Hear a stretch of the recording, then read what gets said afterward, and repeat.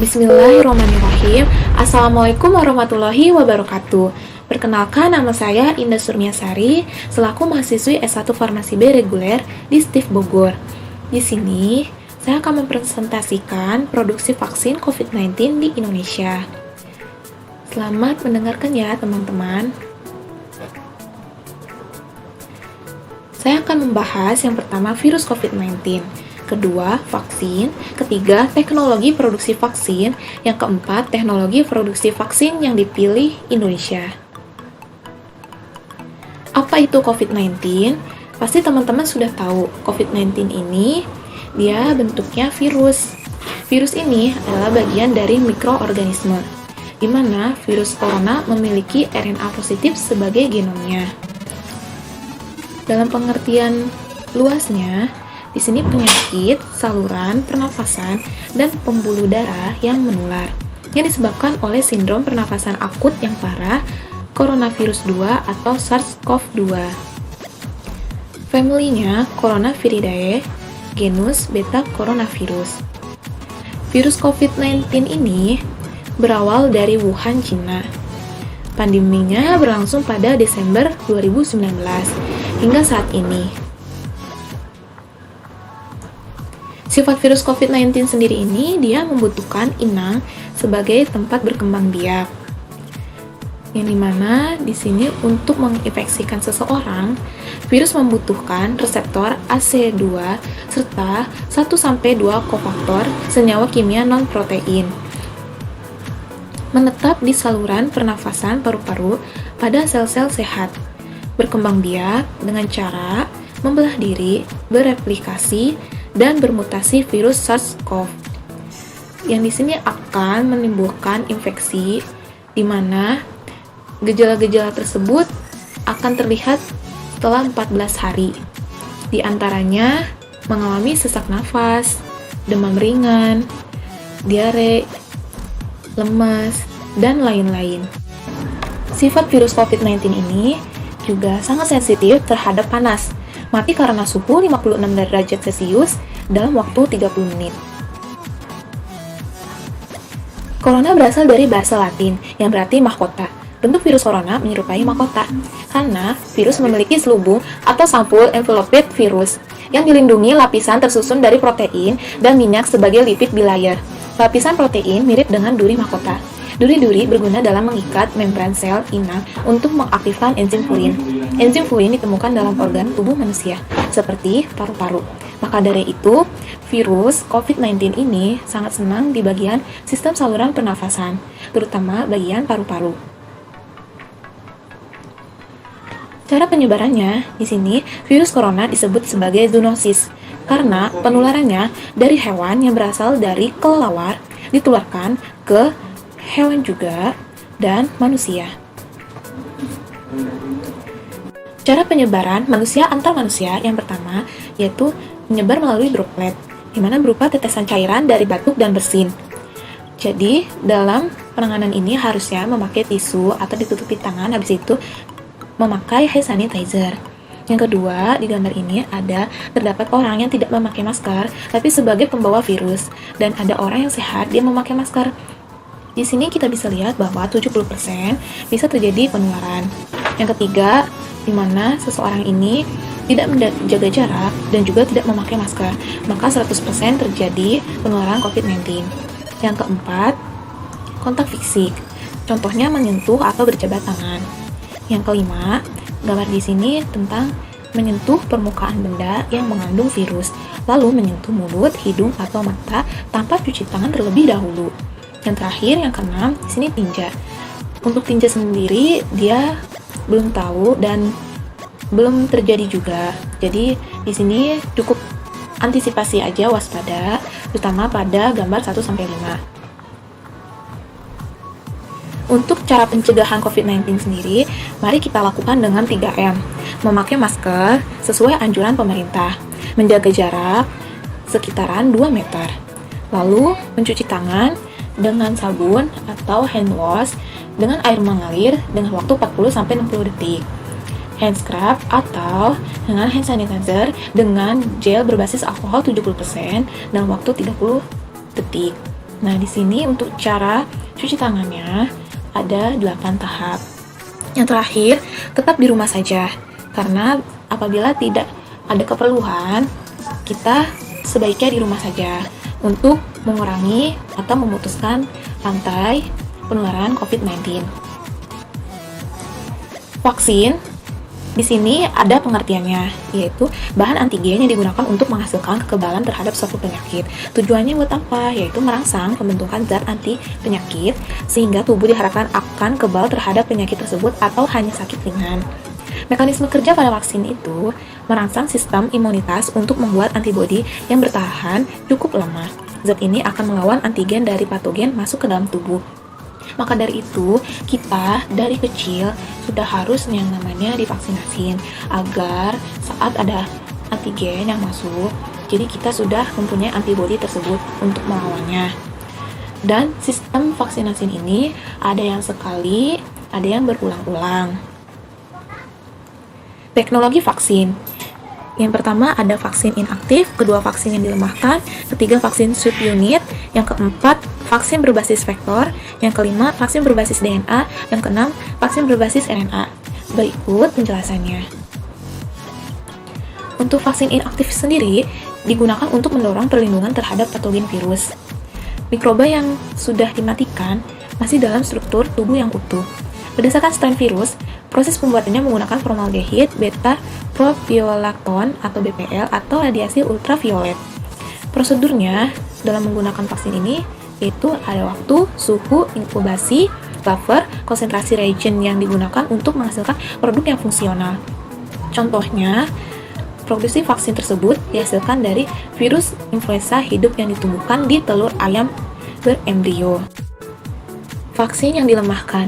Vaksin ini menggunakan bakteri atau virus hidup, namun dilemahkan di laboratorium.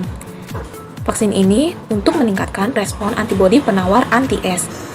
Secara langsung sangat efektif dalam memberikan perlindungan terhadap penyakit dan menghentikan penyebaran epidemi virus patogen. Virus-virus ini telah terbukti dapat menginduksi respon imun berbasis humoral dan seluler pada hamster dan tikus. Penggunaan vaksin yang dilemahkan mempunyai beberapa risiko seperti terjadinya kembali virulensi dan cedera jaringan yang memicu terjadinya perkembangan infeksi sekunder yang lebih parah. Contohnya, vaksin polio oral, vaksin BCG, vaksin demam tifoid, vaksin campak. Vaksin subunit menggunakan bagian dari bakteri atau virus yaitu protein tertentu. Mencakup satu atau lebih antigen, RBD, S1, dan S2 dengan imunogenitas kuat yang mampu menstimulasi sistem imun inang secara efisien, lebih aman, lebih mudah untuk diproduksi, membutuhkan penambahan bahan pembantu untuk memperoleh respon imun protektif yang kuat. Contohnya, vaksin hepatitis B, vaksin Haemophilus influenza tipe B atau HIB. Vaksin berbasis vektor virus menggunakan virus yang membawa protein atau antigen yang menstimulasi respon imun membantu mencegah penyakit menular. Sebagai teknologi potensial untuk terapi gen dan vaksin, dimaksudkan bahwa terapi gen pada penyakit genetik bertujuan untuk mengganti gen yang hilang atau rusak secara permanen dan hanya dapat dicapai jika sistem kekebalan monovalensi membawa dan produk transgenik.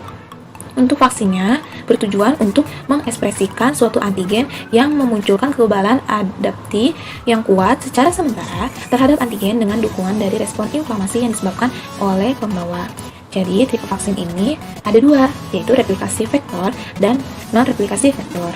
Contohnya, perkembangan pembuatan vaksin pada adenovirus, yaitu HIV, malaria, kanker, vaksin alpavirus, dan lain-lain. Vaksin berbasis DNA, di mana ini terbuat dari DNA yang mengkode protein imunogenik. Dan cara pemberiannya melalui injeksi intradermal. Kelebihannya, hasilnya cepat, mudah dibuat, menstimulasi respon imun adaptif dan non-adaptif, tidak perlu penyimpanan khusus. Kekurangannya, dalam persetujuan vaksin kepada manusia, yaitu butuh waktu yang sangat lama. Contohnya, plasmid vaksin DNA atau PVAC. Vaksin berbasis RNA diproduksi dengan cepat sebagai respon terhadap keadaan darurat kesehatan masyarakat, aman dan memperoleh respon imun protektif. Namun sejauh ini masih belum ada vaksin berbasis asam nukleat yang berlisensi untuk digunakan oleh manusia. Untuk mengatasi kesenjangan waktu antara munculnya patogen dan lisensi vaksin, maka diperlukan teknologi vaksin baru. Salah satunya kandidat adalah vaksin RNA. Meminimalkan potensi risiko infeksi dan mutagenesis.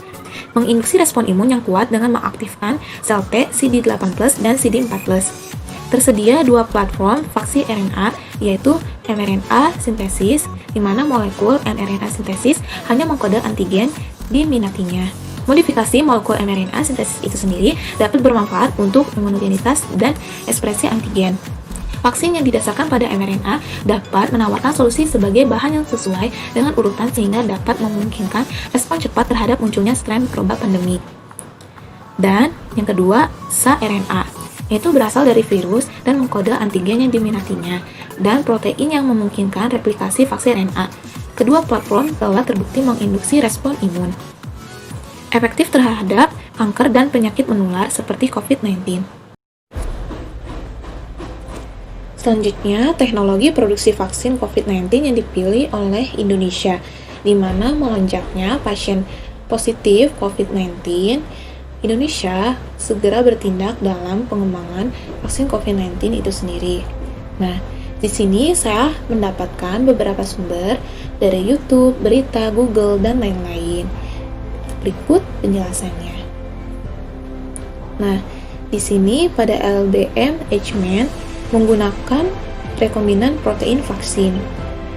Direktur LBM H-Man Prof. Amin Subandrio mengenalkan teknologi yang dipergunakan untuk membuat vaksin dari instansinya, yaitu rekombinan protein vaksin yang dianggap lebih baik, karena dasar sampelnya yang diambil adalah bagian atau sepotong protein, bukanlah virus secara utuh. Tidak ada risiko infeksi atau virus tersebut akan kembali virulen, ganas atau mematikan. Jadi tipe antigen dalam teknologi vaksin jenis ini adalah partikular atau VLP, solub, monomerik atau diremic, fusion protein, dan simerik. Pengembangan vaksin COVID-19 menggunakan isolat virus Indonesia dengan produksi speed vaksin COVID-19, mendapatkan sekuen asam nukleat RNA dari 7 isolat penyusun genom virus corona, SARS-CoV-2 dari Indonesia, yang saat ini disebutkan masih meneliti belasan sekuen lagi. Prosesnya, isolasi dan amplifikasi gen spike dilakukan dengan PCR untuk menganalisa gen ekspresi protein. Dilanjutkan dengan cloning gen ke vektor melalui cloning transfeksi sel mamalia. Mendapatkan antigen kandidat vaksinnya akan dicobakan ke hewan kecil terlebih dahulu, baru ke hewan yang lebih besar. Karena menurut direktur ini, dia menyatakan bahwa dalam menciptakan vaksin yang dia buat, yaitu disesuaikan dengan virus yang berada di Indonesia. Dan apabila itu jadi, virus merah putih ini akan diserah terimakan kepada Bio Farma untuk melanjutkan tahap selanjutnya. Yang kedua, Sinovac Biotech Ltd yang bekerja sama dengan Bio Farma, yaitu vaksin buatan Sinovac yang berjenis inaktif. Nah, vaksin inaktif itu menggunakan versi lemah atau inaktif dari virus untuk memancing respon imun. Kenapa Bio Farma ini bekerja sama dengan Sinovac Biotech yang berada di Cina? Dikarenakan sebelumnya dia perusahaan pertama di dunia yang selesai uji klinis fase 1 vaksin SARS, dan salah satu perusahaan di dunia yang paling maju dan tercepat dalam pengembangan vaksin corona COVID-19 ini. Sehingga Indonesia percaya dan melanjutkan tahap yang belum selesai, yaitu tahap ketiga. Pada tahap uji klinis fase 1 dan 2 sudah dicoba di Cina, tidak mengalami efek samping yang mengkhawatirkan. Hanya sebagian kecil mengalami demam ringan dan sakit di bekas suntikan. Vaksin corona Sinovac mulai melakukan uji klinis fase ketiga di Indonesia pada tanggal 11 Agustus yang lalu di Bandung, Jawa Barat. Pelaksanaan uji klinis fase 3 ini dari Cina terus dikebut oleh peneliti dari Universitas Pajajaran dan Bio Farma. Jadi, untuk vaksin tersebut berisi 5 mili yang mengandung antigen coronavirus baru 1200 SU. Apabila uji klinis fase 3 ini sudah selesai, maka Bio Farma segera meregistrasikan vaksin tersebut ke bagian BPOM, MUI, dan lain-lain agar siap dipasarkan kepada masyarakat sekitar di Indonesia. Karena vaksin ini sangat dibutuhkan untuk mengurangi terjadinya penularan atau pasien positif COVID-19 ini, terutama bagi orang-orang yang lansia dan anak-anak ini sangat beresiko sekali. Kemungkinan apabila vaksin ini sudah diterbitkan, benar-benar diterbitkan pada 2021, Indonesia dan seluruh dunia pasti akan terbebas dari COVID-19 ini. Kesimpulannya dari presentasi saya ini bahwa virus COVID-19 ini masih dikategori berbahaya dikarenakan obatnya masih dalam proses pengembangan, terutama pada vaksin COVID-19 ini. Mari kita sama-sama berdoa dan berharap bahwa vaksin COVID-19 yang ini segera tuntas dan berhasil. Di sisi lain, kita juga mesti harus menjaga kesehatan dengan pola hidup sehat, pola makan yang sehat, berolahraga, berjemur, terus mengikuti protokol kesehatan dianjurkan oleh pemerintah melalui 3M. Semua itu demi kebaikan bersama agar pasien COVID-19 ini tidak terus meningkat dan kita akan segera aman dan nyaman terbebas dari COVID-19 ini. Terima kasih teman-teman yang sudah bersedia mendengar video dari presentasi saya ini. Semoga baik saya ataupun kalian, ilmu ini sangat bermanfaat. Terima kasih. Wassalamualaikum warahmatullahi wabarakatuh.